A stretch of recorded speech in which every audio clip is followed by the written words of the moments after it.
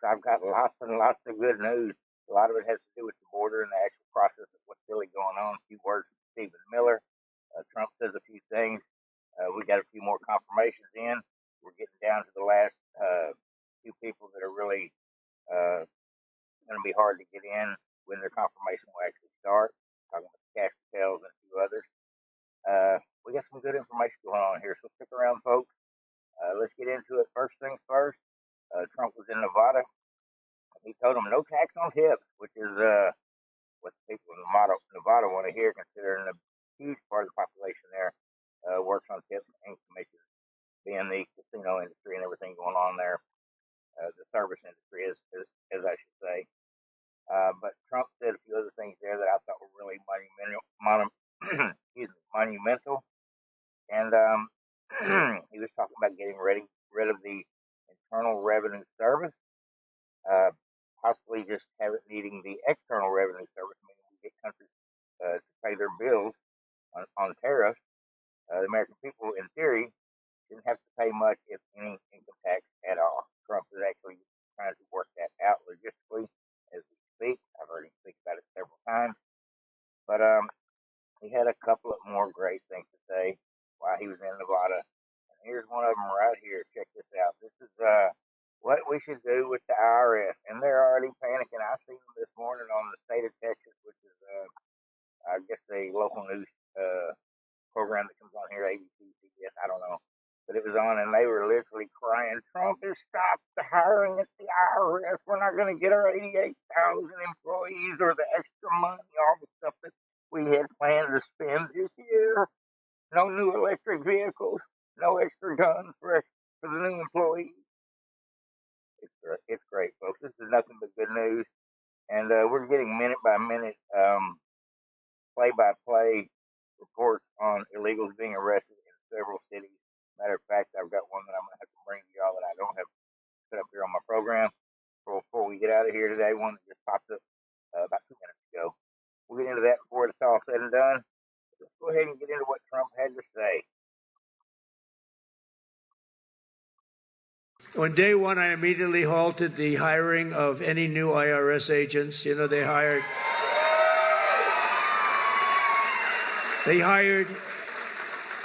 or tried to hire 88,000 new workers to go after you, and we're in the process of developing a plan to either terminate all of them or maybe we'll move them to the border.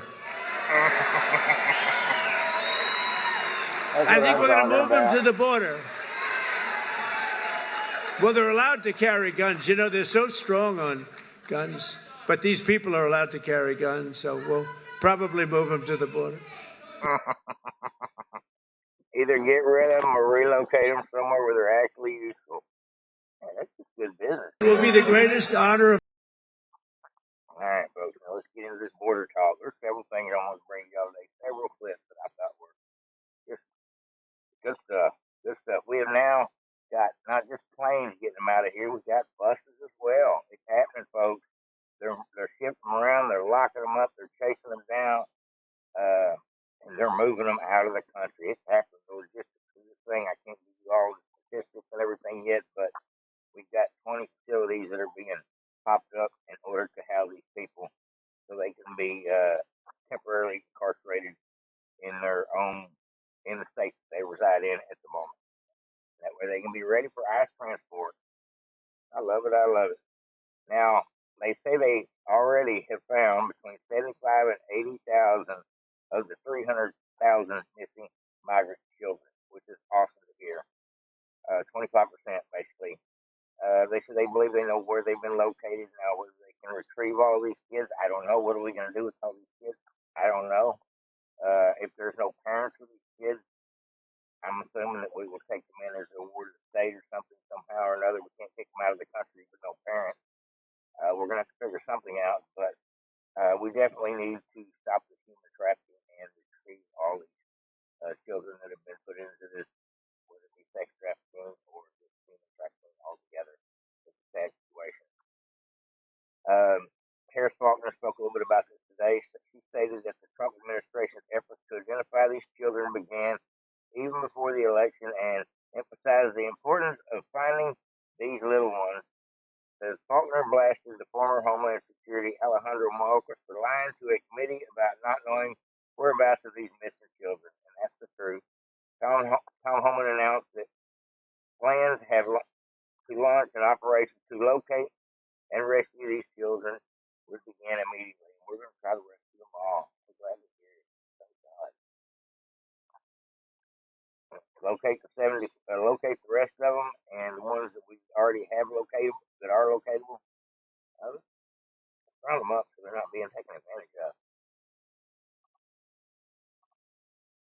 Now, the second wave that Tom Homan, the borders are for Trump has told me about, and all of this will focus on those missing children, hundreds of thousands of them that we know. And that number has started to already come down, Emily, from 300,000. So they've found about 75 to 80,000 of those kids already. If they can get the list of these guys, 4 full days in office for Trump, if they can get the list of where some of those kids have been, and they've been identifying it, since the election, going after them and trying to find those little ones, what in the world was Biden's administration doing? What was Secretary of Homeland Mayorkas doing when he said to the committees on Capitol Hill, we don't know where those kids are, I'll look into it? No, dude, you obviously had a better way to find them, and you didn't do your job. I can't believe they impeached him and didn't remove him. Now, the second wave that Tom Homan, the borders are for. It shows the intended incompetence. They did this by choice. It wasn't an accident. They couldn't find these kids. They knew where they were at. They didn't want to know. They didn't want to talk about it. They didn't want to have anything to do with it. And here we go, folks. I'm gonna bring you a couple of recent clips. All right, here we go. This is here in Texas. I'm John Modlin, Chief of the U.S. Border Patrol's Tucson sector. This morning, I'm at the Arizona. Tucson International Airport. Behind me, you can see recently processed migrants boarding an international flight back to their country of origin. I would remind anyone thinking about crossing the border illegally between the ports of entry that under Title 8, you may face an enhanced expedited removal process, meaning that upon being encountered, you'll be promptly placed into immigration proceedings and may be removed. Instead, anyone considering migrating to the United States is highly encouraged to apply for admission. Don't risk your life or the lives of your loved ones by crossing illegally through Arizona's desert during the summer months. Remember, there are consequences for illegal entry under Title 8. These consequences are strictly enforced. Use the CBP-1 mobile application. Don't cross the border illegally. Use that app that doesn't work anymore. I love it. I love it. There's so much of this going on right now. It's actually happening. I think they'll be able to get out a few million people this year is what I'm hoping for. You can do 2 million a year, you're in better shape. Stephen Miller, White House Deputy Chief. Bear with me, folks. I had this thing set at a certain spot. And the migrant invasion. Here we go, the great Stephen Miller.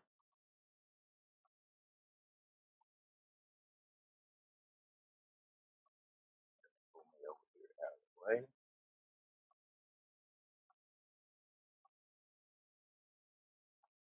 Couple of Stephen Miller clips I got for you here today, folks. I thought this was worth listening to. Both the things he says here and both these videos, just something I wanted to hear, something I thought was worth sharing. That Alejandro Mayorkas, as Homeland Security chief, could have employed. He could have done all of these things, correct? Yes, every single authority that I've mentioned and many more were enacted by Congress. The president went all the way back to 1798 through 2025 and identified every statute in existence that allows him to secure and defend the American homeland. So 1798, we have the Alien Enemies Act, which will be used shortly to remove illegal alien gang members such as Tren de Aragua from the United States. Did you hear that? They went back 220-something years. What is it? Since 1800, so what is that? Yeah, 200-something years, 200 plus years in the past, looking at the books of our laws and amendments and Constitution. Everything on the books had somebody go through every bit of it and look at immigration laws, immigration policy, whether it be federal or state, and they're going to use every power that they have within federal constructs of all this legislation, all these bills, all these doctrines, and that was a smart answer. So he's fixing to rattle off several of the different things that are been used in the past. Some of them haven't been used for 150, 200 years, but if it's in there. United States. Congress also passed Remain in Mexico authority that President Trump was the first president in American history to use. As of today, Martha, that is operational. It is up and running, and we are using Remain in Mexico. President Trump is also reactivating our Safe Third agreements to end asylum fraud across the southwest border. And as mentioned earlier, President Trump is using all federal law enforcement to support and assist in the identification and removal of priority illegal alien targets from the United States and out of the country. And of course, the Department of Defense has been unleashed both on the border and with respect to aircraft to end the illegal immigration into our country. It's extraordinary. You know, one of the things that strikes me when I look at sound bites like the one we played on the way in, where you have someone exiting the country who said, I'm telling, you know, the message is don't cross. You know, they're sending all of us back. And then I want to play this tape of a migrant who was taken into custody in the criminal roundup. Here's what he had to say. You may have seen this tape. I want to get your reaction to it. Let's watch. I'm not going back to Haiti. Trump, you feel me? Going back. Yo, Biden forever, bro. Thank Obama for everything that he did for me, bro. His ass probably already on a plane. He says not going back to Haiti. You heard what he said. And cheering on Biden and Obama. What's your reaction to that? And what's the impact on people who might have been thinking, you know, I guess I'm going to try to get in? 4 years of national humiliation and embarrassment are over. Illegal aliens are no longer exempt from our laws. Far from it. They are the priority for immigration enforcement, for law enforcement in this country. And so that illegal alien you mentioned, he's being shipped back, and every single illegal alien that is identified for removal is going to be successfully removed from this country. That's what I wanted to hear right there. All right, we got some more Stephen Miller in a minute, but let's get to a couple more of these clips. Or yeah, got lots of clips today, folks. Hopefully you stick around, listen to the whole show. It's going to be a little bit long. This one here is breaking news. The buses are running again in Texas. This time straight to Mexico. Here we go. This latest deployment comes as new video shows buses full of migrants returning to Mexico from American detention centers after the Department of Homeland Security reinstated the Remain in Mexico policy. That means folks have to sit in Mexico while awaiting for any applications to get into the U.S. Under the program, officials can send asylum applicants back while they wait their day in court. News Nation's Jorge Ventura is live at the border in Texas tonight. And Jorge, what are you seeing on the ground, and where are these buses with these migrants heading back to Mexico coming from? So, Elizabeth, here I'm right outside the McAllen Hidalgo port of entry. Right across this is Reynosa, Mexico. And on Tuesday, we witnessed buses of Mexican nationals deported back to Mexico. It's the first deportees under the Trump administration. We are now learning that those Mexican nationals were coming from the Dana and McAllen migrant detention centers right here in South Texas. And according to officials, they say it is a normal routine. But Mexican officials say they expect those scenes to ramp up dramatically of Mexican deportees heading back. They're fixing to empty out all these places where all these people have been migrated for way too long, right inside our country. They got caught in the whole processing process when the new boss showed up. Now your ass got to go home. Sorry about your luck. All right, I'm gonna bring you another one here, real quick. Let me go find it. This is one of my first. This is one of the most recent ones I found. Let's see what I do. Okay, this morning, the DEA in Colorado busted 50 gang members at a party. The gang party gone wrong. The DEA crashed an invite-only Tren de Aragua party earlier this morning in Adams County, a quick 15-minute drive north of Denver. Go ahead and read the rest of this. It says the rave was thrown at a vacant property, hyped on social media by gang members. They did it and didn't end with party favors. Instead, agencies crack cocaine, and a trendy but illegal pink cocaine, cash and enough weapons to make a movie villain jealous. Most of the guests, 50 guests, turned out to be undocumented. I got a better word for them than undocumented, because they all going to get a one-way ticket out of here into ICE custody. The raid is just the latest move in the DEA's long game to take down the Venezuelan gangs in Denver. I love it. Channel 7 News in Denver was the story.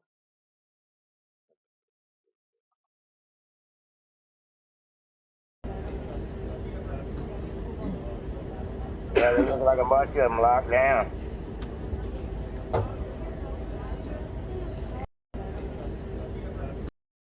Wonder if I can invest in zip ties and do any good this year. I think we could. Honestly, we believe, folks, this is going to ramp up. Given Miller's is a hot at a crazy rate of speed, pretty quick. We're going to be getting into thousands a day before at one point. We're not there yet. I'll be happy with how many thousand this month, and then we got to increase it about tenfold. shot status in the West Wing. Trump world dwellers in and outside the White House all but want to be in his good graces, or at least avoid crossing him. Bring us behind the scenes with your expanded portfolio. What's it going to be like? What did you learn the first four that makes you more confident in this next four? Well, that's very humbling, Brian, and I appreciate it. My job is simple. My job is to implement the orders and directions of the President of the United States, who's been elected by the whole American people. And to answer your question, and to serve him loyally, to serve him faithfully, and to make sure that the agenda that he campaigned on is implemented loyally and faithfully across the whole U.S. government. But to answer your question, look, he's assembled a team, and I include myself in this, who have learned how to use the levers of power within the departments and agencies to achieve righteous reform on behalf of the American people. So you mentioned, as an example, we talked about at the beginning of this segment, you have military aircraft carrying out repatriation flights, removal flights, for the first time in American history. I mean, just think about that. You've had presidents over generations, and never once have they used military aircraft to carry out these removals, which increases by tenfold, 100-fold, our capacity to restore national sovereignty and to defend against invasion. President Trump was able to turn that on in 24 hours. Normally, Brian, a process like that would involve interagency planning meetings. You would have people who are the associate vice bureau director of XYZ, ABC. They'd be talking for weeks and months. Then you get lawyers involved. They'd have 100 different opinions, people who worked in the government for 30, 40 years, with throwing bureaucracy, throwing red tape, throwing in agency handbooks. President Trump gave the order, and the government snapped to and implemented in 24 hours. That's the team you're looking at now. That's the team that President Trump has assembled. So I will say, to the recalcitrant bureaucrats that are out there, it's not up to you anymore. President Trump is elected. His agenda is going to be implemented. And I would say to the congressional Democrats who are on the wrong side of history, who are supporting these criminal aliens, it doesn't matter what you think, because this government, under President Trump's leadership, is going to get these criminal aliens out of the country. And he's going to use FBI, ATF, DEA, U.S. Marshals, Homeland Security investigations, Border Patrol, CBP, and ICE, and the military to liberate our cities and towns. And public safety will be restored, national security will thrive, and America will be happier and more prosperous than ever before. And, Brian, it's happening right now before our very eyes. And the Amish said today, several people on Twitter are tweeting about the Amish. There's several Amish videos out today. The Amish said they would help come build the wall. They would help with disaster relief. Anything that President Trump needs help with, the Amish people in several communities said they are there as needed for Trump. Call me. That's basically the way they put it out there. So Trump needs manpower. The Amish community, they're some hard-working people. Got to give them that. I can't forget about them. But I'm just glad to see everybody is coming together against the criminals in our country. Everybody's coming together on fixing our economy and growing our nation and growing our economy and growing our infrastructure and fixing our weaponized government and firing these cretins that don't belong in government and a coordinated effort by all police agencies and hopefully judges to do the right thing and get these people out by order of the sitting president. Thank you, Jesus. We've come a long way in a week, folks. It feels pretty good. I'm not gonna lie to you. Like Bubba J would say, pretty good, pretty good, pretty good.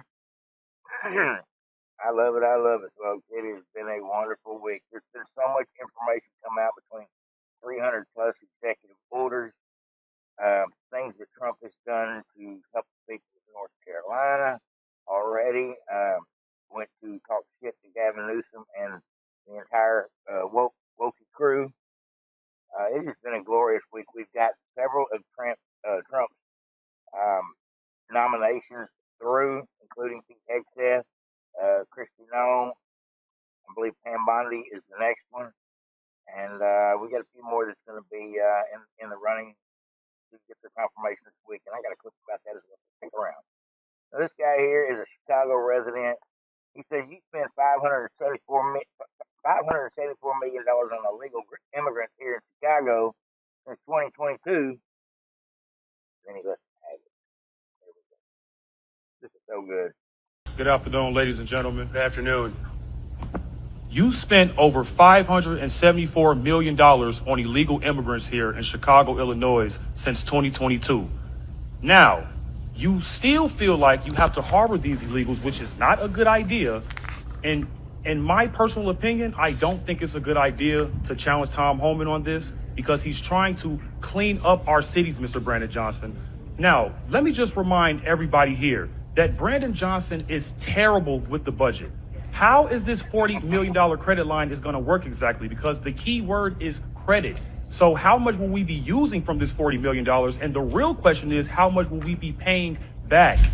Now, you want to sit here, you and J.B. Pritzker want to puff out your chest and fight Tom Homan. We need Tom Homan here in Chicago. We need Donald Trump. And I don't want to see people like Pam Bondi and Cash Patel, haul you up out of here and become prosecuted. I don't want to see that happen. But they will do their job if they have to, Brandon Johnson. Now, we are $1 billion. Did y'all catch that? You better deal with Tom Homan. Otherwise, you're going to be dealing with Cash Patel and Pam Bondi. Choice is yours. That's probably the truth of the situation at this point, folks. In debt. That's absolutely insane. Kamala Harris, she spent $1 billion on her campaign less than a year, and she's $20 million in debt. So it's looking like Democrats are bad with money. Now, you ignored me for 10 to 15 seconds last time I was speaking, and I really did not appreciate that at all. But I got a Christmas present for you. Let's remind the people of Chicago that Brandon Johnson spent $32,000 in campaign funds on haircuts and makeup. So I got an early Christmas present for you, Brandon Johnson. This is some makeup for you right here. You got some rouge. You got the makeup brush right there, so you can save this people some money for crying out loud. Now, let me tell you people, I'm going to be serious here. We need to start voting different in these cities like New York and Chicago. Stop voting these people in. It's not Democrat versus Republican anymore. It is populist versus establishment. It is the populist versus the establishment. Stop letting them trick you into the race baiting when it comes to Brandon Johnson. Oh, black people need help too. Trump want to hurt black people. What are you talking about? We're legal here. We are legal.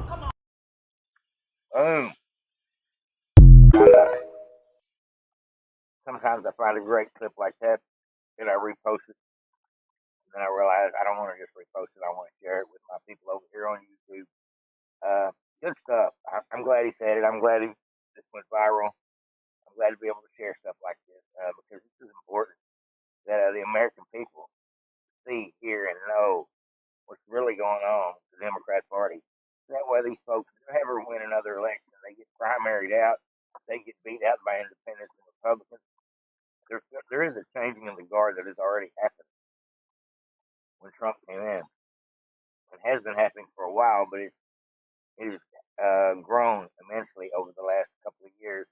And I can guarantee you a lot of the rhinos will be primaried in 2 years. And I can guarantee you a lot of the Democrats will lose their seats to Republicans and independents behind the way the Democrat Party treated them over the last 4 years. I have to believe the Democrat Party has shot herself in the foot, for lack of a better term, um, for a while. This ain't going away anytime soon. People are not going to forget in 2 years or even 4 years what the Democratic Party was like for the last 4 years. Here's confirmation starting next week. The schedule set for Senate confirmation hearing this week. Cash Patel, RFK Jr., and Tulsi Gabbard. These are the three that are going to have a tough time getting in. RFK because he wants to tear down the big pharma, deep state marriage that involves ripping the American people off behind medicine and so many things involved with the jab and getting in the investigation of what we really need to spend money on or don't need to spend money on with the medical establishment. They're going to hate him for wanting to try to fix that. As far as Tulsi Gabbard, she's going to come in there and be able to wreak havoc as a DNI, and they don't want that either. She knows where all the bodies are buried, and working hand in hand with people like Cash Patel, it's going to be a serious situation. Just like we're getting rid of the illegals, we're going to prosecute the criminals. It's coming, folks. It's going to happen. I can't wait. That's why we have Trump has built this awesome team of people. Tom Homan is one of the few that's actually had the opportunity to get to work already. And you see what he's doing about the problem. You see all the agencies that are now behind him, behind executive orders to help solve the problem of getting people out of our country. It's going to work the same way when it comes to this weaponization of the government. They're going to, between Pam Bondi, Cash Patel, several of these Trump appointees, we're going to root out the right. We're going to fire people. We're going to prosecute people. We're going to investigate people. People are going to be held accountable, I believe, for the first time in history. I've never believed that politicians could be held accountable, but I'm starting to think that those days are over. I think when they tried to get Trump, they set a new precedent for the country. And I guess now I'm glad to see it. Hopefully my earbud is loud enough today. I bought me a new earbud as of yesterday. Now this guy here, I don't know what to think about this. He's talking about oh no, wrong video. Because Trump announced $2 billion that was allocated to go to illegals has been stopped and is being relocated to help the people in North Carolina instead. I've seen two different articles where Trump took $300 billion back from the government in Biden's $1 trillion Green New Deal spending. I've seen that today. And now I'm seeing that $2 billion has been able to be clawed back that was supposed to be allocated for illegal immigrants. It was pulled out of a FEMA fund, of course. And this guy has a little bit of information on it. Promises made, promises kept. I didn't really want to play you much of this because there's a lot of music in it, background music. But and suffering. This is a win today. Let's celebrate this win together. I love you guys. God bless you. Good morning, my Patriot family. We have wonderful news this morning. North Carolina, as promised, help is on the way.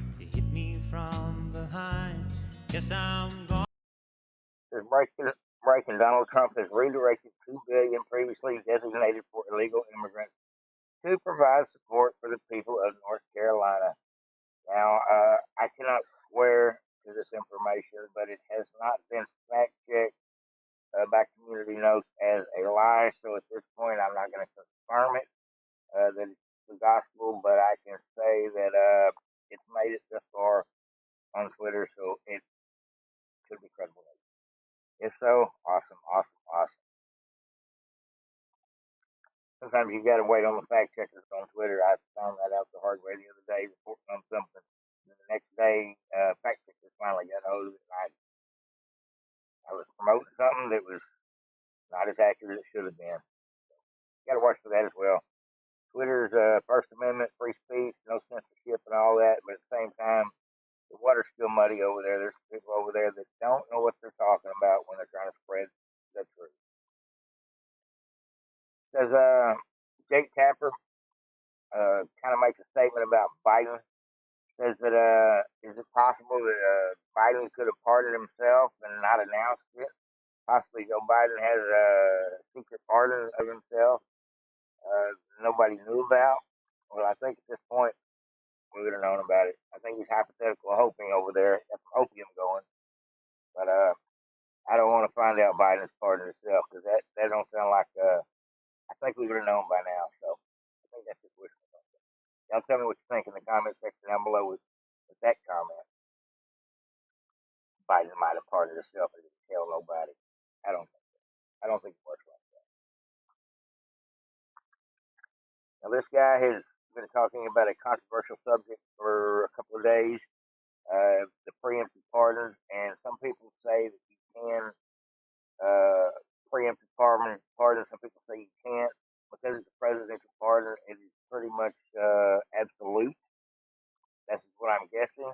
But we'll listen to this guy here. He's got an opinion that says that his opinion is that people like Fauci, they're screwed. Their preemptive pardons for crimes they haven't committed yet is unconstitutional because they haven't been charged with a crime, which sounds right to me.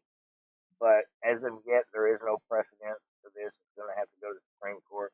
And I asked AI what they thought, and they come up with about the same answer as what I just gave you. It's going to have to go before a higher court. But let's listen to this guy's legal theory on how screwed the Democrats are.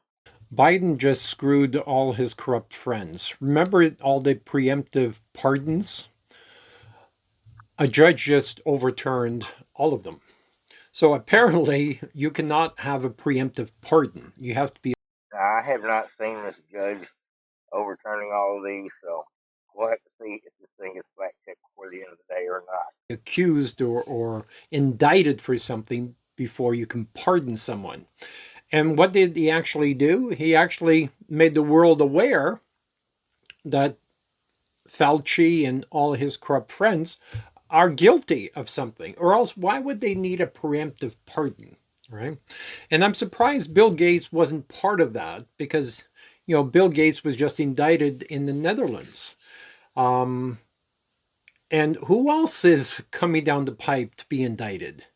So it's just, the legal system moves very slowly, but it does move. And eventually, it's going to catch up to you. Who else do you think is on the list to be indicted? And do you think by, the Biden preemptively pardoning his friends, did that expose them to the rest of the world? Because, 80% of the world, 80% of North America. All right, enough of his theory and question. I do understand his point about is it constitutional or not? Can you be pardoned for something you haven't done yet? So, in theory, if I was pardoned for everything for the next 30 days, preemptive in advance, can we do that? So I can be pardoned for any kind of crime I committed over the last 30 days or the next 30 days if I had a 60-day pardon, let's say. It almost reminds me of the movie The Purge with the way that would be set up. You go out and get away with murder, but only one day a year. It's just weird, folks. I don't think it should be legal. So I asked AI what it thought. And AI went through several different possibilities with the preemptive pardon, about historical precedent, constitutional basis. At this point, the Constitution isn't really clear about it. It's actually very vague. But it does say, judicial review says there has been no definitive Supreme Court ruling directly addressing preemptive pardons. However, in the case like Burton versus United States, the court has upheld the broad powers of the pardon, which could be interpreted to include preemptive action, ethical and political considerations. Beyond legality, there is significant debate about the ethics and implications of preemptive pardons, particularly concerning justice, accountability, and public trust. Yeah, it was dirty what Biden did.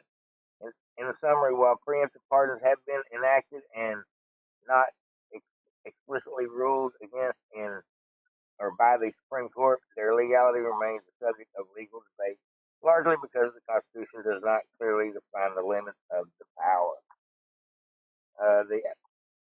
This issue were legally challenged. The outcome would depend heavily upon the judicial interpretation of the Constitution pardon clause. I mean, this will go to the Supreme Court, and they'll have to figure out what that clause of the Constitution means to them.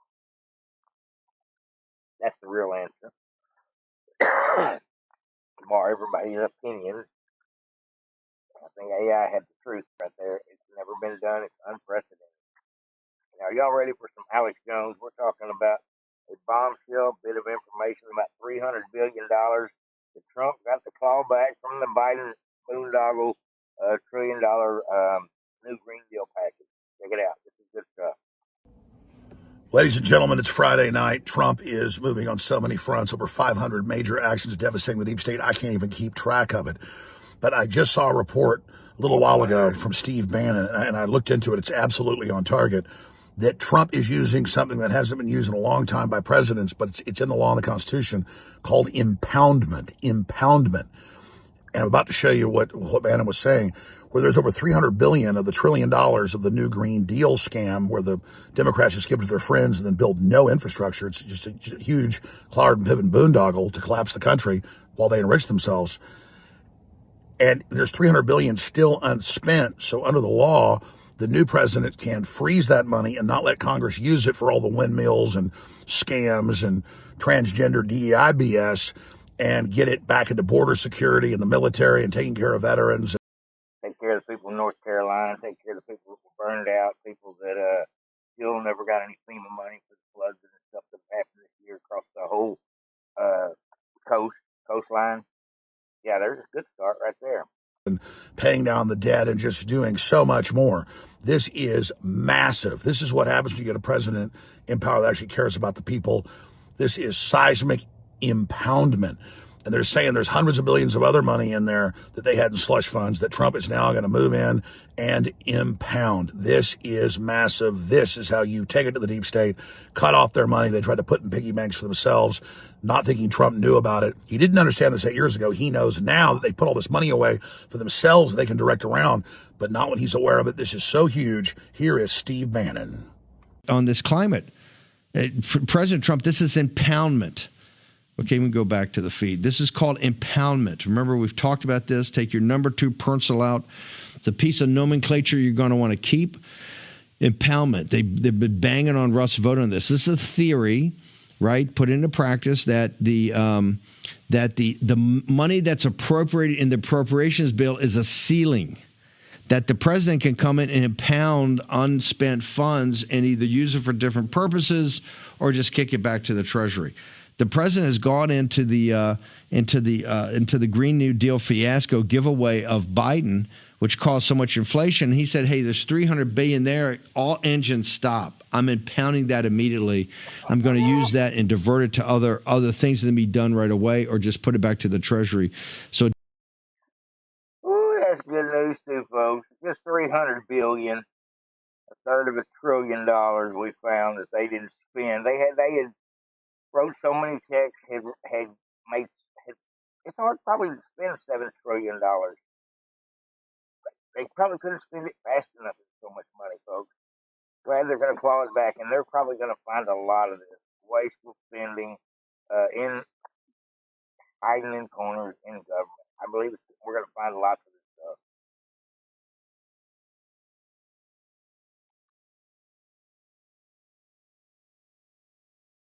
This is awesome right here.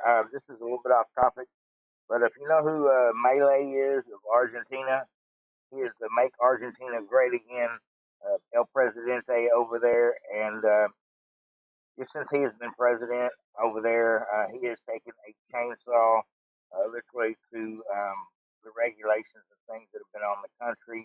He's locking people up that are criminals. He is fixing his economy. He has went with a MAGA first agenda. He's even got a Doji type committee that is slash government called Chainsaw 1.0 and Chainsaw 2.0. tweeting about this earlier. I watched a video clip on it, and I'm like, yeah, I got to tell everybody about this. If Argentina can do it by putting in a new leader that actually cares about the country, fixes their economy, fixed a lot of their real problems over there, and just it's a matter of better management, and things started turning around immediately. And I can see it's happening here in America in just 5 days. The military morale is up. The recruitment rate is up. The stock market is up. Hope is up in America today behind people that are encouraged and enthused to stay in this country, to invest in this country, to try to be a part of this country in a legal way. I'm not talking about the illegal, but let's go ahead and watch this video here. It's only a minute and a half long, but this is what Melee did when he come in. He come in and just like Trump, day one, we're fixing things. We're going to fix our elections. We're going to fix our economy. We're going to get rid of the criminals. We're going to kick the people out of the government that are not aligned with my agenda. Glad to see it. These are actually the real original. I have them in my office here. The left pile was all the laws that had to be repealed, and the right pile were all the laws that had to be changed. So I took to me one pile of repealed laws and one pile of changed laws. This was stuff that was on the Argentina's books as far as laws, and they're able to just scrap half of them and fix half of them. These two piles that you're seeing here in this picture, and we started discussing all the reform program. So basically what we did is we cut 30% of the government structure, you know, the kind of the 30% of government structure, chop. Amount of agencies and positions in the agency. We cut that kind of very quickly. Now moving into 24, we go into what we call the chainsaw 2.0, which we call the deep chainsaw, okay? So what is the deep chainsaw? We basically did this exercise in the cabinet that we ask ourselves, what should a libertarian government do or not do?